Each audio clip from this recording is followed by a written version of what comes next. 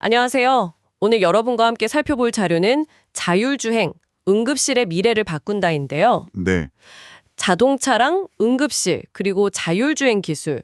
이게 언뜻 보면 뭐 별 상관없어 보이잖아요. 네, 그렇죠. 좀 떨어져 있는 개념 같은데. 근데 사실은 아주 깊게 엮여 있다는 거죠. 자동차가 응급실 탄생에 결정적인 역할을 했고, 맞아요. 그 시작부터가 흥미롭죠.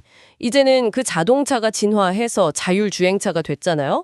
이게 또 응급실의 풍경을 바꿀 수 있다니, 참 놀라운 이야기인데요. 한번 따라가 보시죠. 네, 좋습니다. 이 기술이라는 게 우리 사회 시스템, 특히 뭐 생명과 바로 연결된 이 의료 시스템에 미치는 영향이 참 예측하기 어려울 때가 많아요. 그렇죠. 자동차가 응급실을 필요하게 만들었다. 이 시작점부터가 상당히 주목할 만한 부분인데요. 이 연결고리 한번 자세히 들여다볼까요?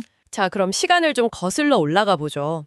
한 19세기 말쯤 자동차가 처음 나왔을 때요. 네네. 그때 도로 상황은 지금이랑은 완전히 달랐죠. 맞아요. 주로 말, 마차 이런 게 다녔으니까. 그렇죠. 근데 갑자기 더 빠르고 좀 통제하기 어려운 자동차들이 막 늘어나면서 네. 그러면서 이제 충돌 사고가 빈번해진 거죠. 길 위에서 심각하게 다치는 분들이 막 속출하고. 상상만 해도 좀 아찔한데요. 당시 의료 시스템으로는 이런 갑작스러운 외상 환자들, 이걸 감당하기가 좀 버거웠겠어요. 바로 그 지점입니다. 거기서 이제 응급실이라는 것의 필요성이 아주 강력하게 제기된 거죠. 아하. 사고 현장에서 바로 좀 신속하고 전문적인 처치를 할 수 있는 공간, 또 그런 체계, 이게 정말 시급해진 거예요. 네. 오늘 저희가 보는 자료에서도 이걸 자동차 문명이 낳은 어두운 그림자 속에서 생명을 구하기 위해 탄생한 필연적인 시스템, 뭐 이렇게 표현하고 있더라고요. 필연적인 시스템이라. 네. 결국 자동차가 편리함을 가져왔지만 그 뒤에 생긴 문제를 해결하려는 노력이 응급실로 이어진 셈이죠. 그런데 한 100여 년이 흘렀어요. 이제 우리는 자율주행이라는 정말 거대한 기술적 전환기 앞에 서 있습니다. 맞아요. 사람이 운전 안 하는 차, 심지어 운전대, 핸들 자체가 사라질 수도 있다 이런 얘기까지 나오잖아요. 네, 그렇죠.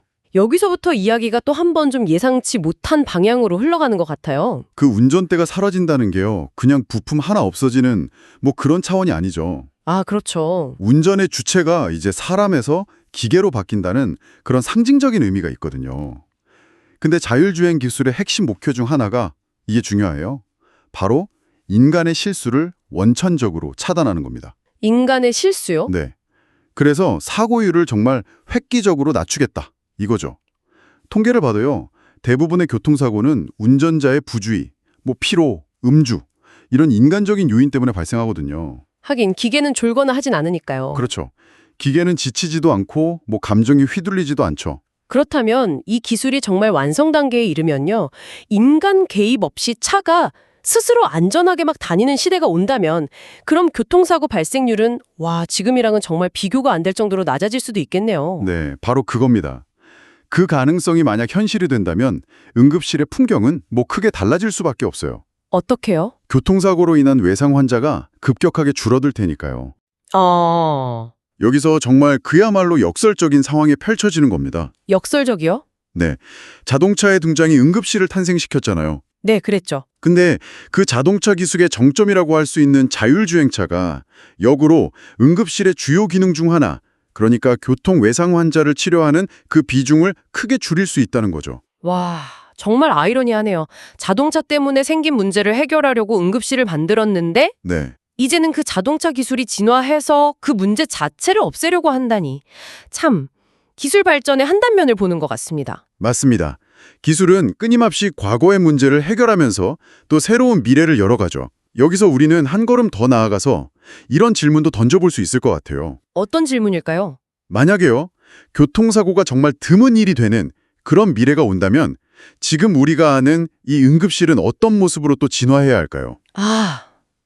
생각해볼 문제네요. 그리고 교통외상 치료에서 좀 여유가 생긴 의료 자원이나 인력들, 이런 것들은 우리 사회의 또 다른 어떤 시급한 건강 문제 해결에 투입될 수 있을지. 네, 그렇죠. 이건 단순히 교통 안전 문제를 넘어서요.